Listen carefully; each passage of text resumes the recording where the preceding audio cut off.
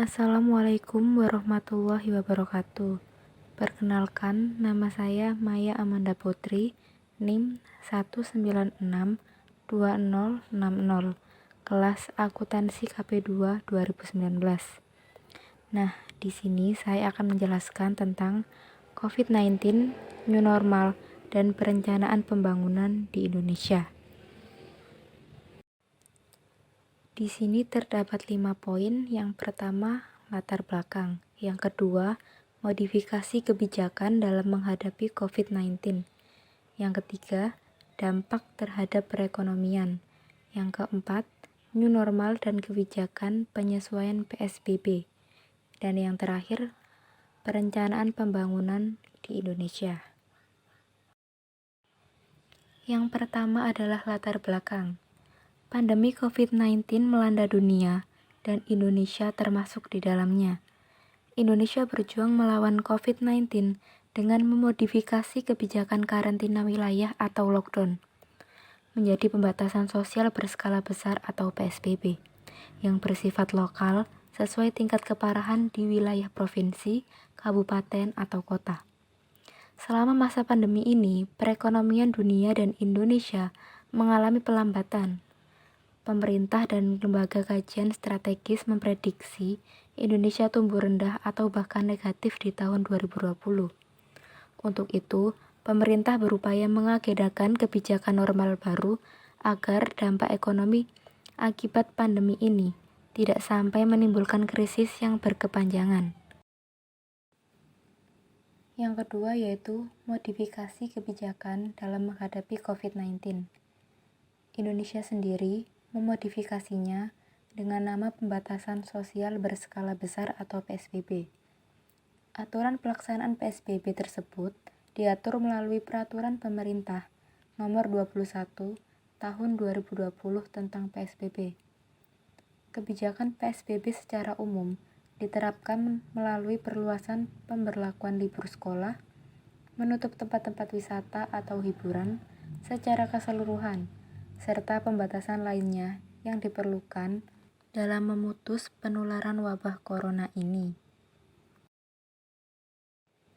Yang ketiga yaitu dampak terhadap perekonomian.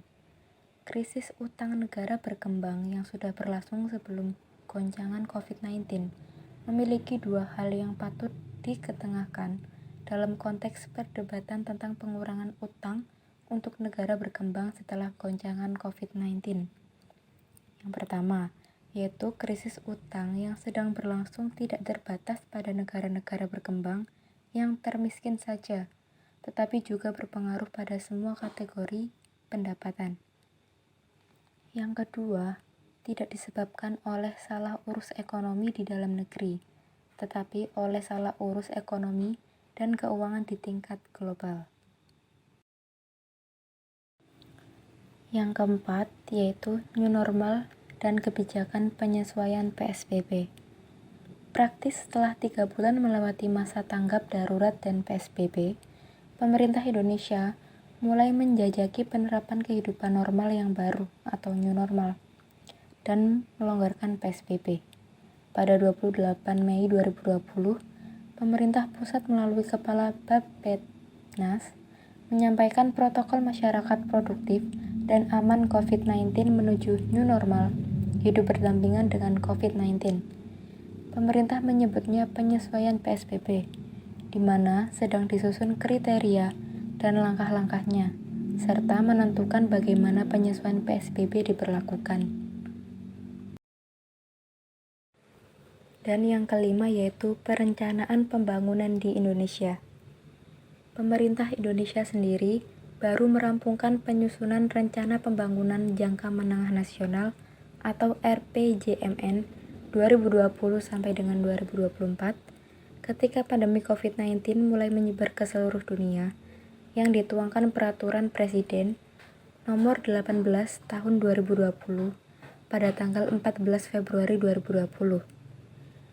Dokumen yang menjadi pedoman bagi pemerintah pusat dan daerah dalam perencanaan pembangunan untuk masa 5 tahun ke depan itu disusun ketika Indonesia belum punya catatan kasus COVID-19, sehingga seluruh asumsi yang melandasinya berdasarkan keadaan normal. Nah, itu tadi penjelasan dari saya. Untuk kesimpulannya, skenario perencanaan pembangunan jangka menengah pada masa kehidupan normal baru ini, pemerintah mempunyai 3 alternatif pilihan strategi. Yang pertama, tetap dengan rencana semula yang sudah tertuang dalam RPJMN dengan sedikit penyesuaian program untuk mengakomodir kehidupan normal baru dalam ancaman COVID-19.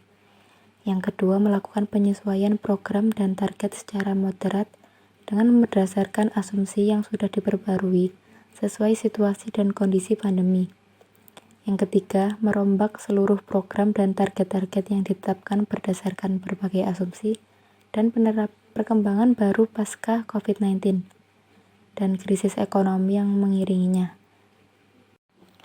Dan ingat selalu untuk mencuci tangan, hindari kerumunan, dan gunakan masker saat keluar rumah. Itu saja, sekian. Terima kasih. Wassalamualaikum warahmatullahi wabarakatuh.